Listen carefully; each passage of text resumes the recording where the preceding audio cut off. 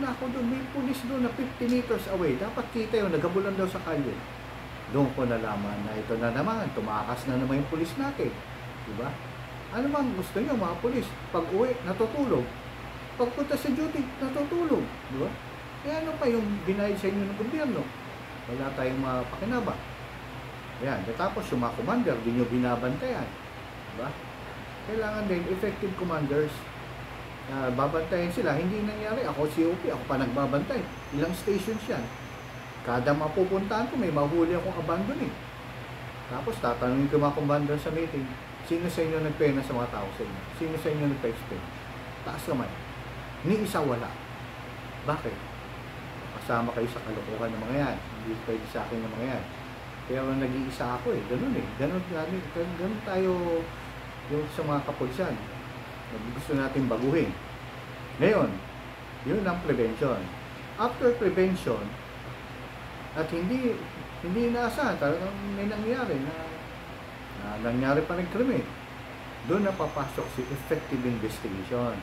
Iimbestigahan mo, pero mas mabilis kung nandun yung pulis na naka-assign, so mabilis na makuha information pagdating ng investigator, madali masolve ang problema. Kaya yan, dalawang issue na yan ang kailangan sa ating kapulisan. Itong ating bagong Chief PNP, kasama yan sa nakita ko agenda. Kailangan nakalatag ang pulis sa kalye, which is tama, para maramdaman ng taong bayan ang kapulisan. At ang sabi niya, yung mga supervisor, yung mga opisyal, na hindi susunod, sila kagad i-relieve. Tama rin po yun. Dahil sa unang assignment ko, hindi ko man minemenos. Imagine, mga opisyal ko na ubos, pinaparelieve ko. Kasi natutulog eh. Sila pa sumuno. Hanggang sa pinalit ko mga sarhento. Yung mga sarhento are very effective, sumusunod. Pag may problema, kunya nakita ko mahaba yung stretch, may kulang na tao doon, although kulang ang kapulisan, sinusolve namin, yung tinawag ko yung commander na sarhento, kung ano yung nasa isip ko nagawa niya, sir, nandun na po yung tao, nakubuha ko na gaton, yung cycle, yung pinapapos, gano'n. Nagawa na ng paraan. Effective yung sarhento. Hindi ko minimeno sa opisyal, kasi ang operations sa opisyal ko magagaling. Magagaling sila, matsitsaga, ang mga linagay kong operations. Ang problema, yung mga commanders, hindi ko naman kayo lahat, pero diretsuin ko na, marami sa inyo. Napakamalatuba nyo. Diba? Ibig sabihin, malinggaring. Diba? Kayong pasimuno ng mga karilaksan. Sa side ng sa PNSO, nasa non-officer, sasabihin nila, kung yung commander nga natin, hindi makatagal sa patrol, tayo pa kaya.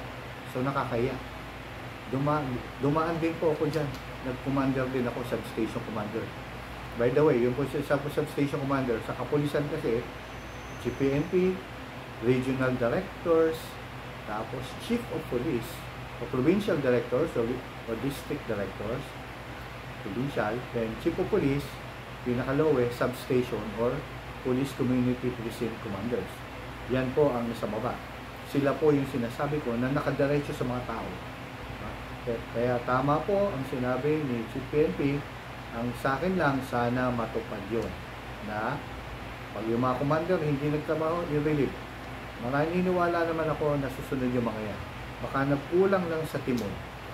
Kasi yung mga bagay na yan, yung patrol, yung nakikita yung mga polis sa kalsada, yan ang effective. Ako, nagpapatrol yung aking substation dahil isa lang, maliit lang ang aming katauhan, 12 lang kami, 3 shift. So ako, sumasakay ako sa sarili kong sakyan.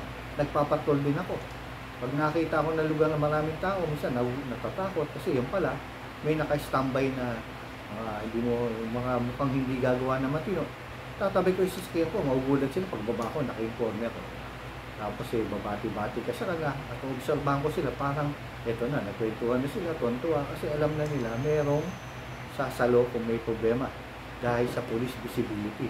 At tititigan ko na tititigan ko lang kung ano yung mga suspect natin ko hindi gagawa maayos, mag-aalisan nyo. So, sabihin mo, hindi maganda intention nito mga to. Hindi naman siguro magnakaw, baka manggulo lang. Pero, napigilan. The importance of police visibility. Sana maramdaman ng taong bayan yan, yung tama yung sinabi ko, yung kay PNP, sana ma-implement ko yun.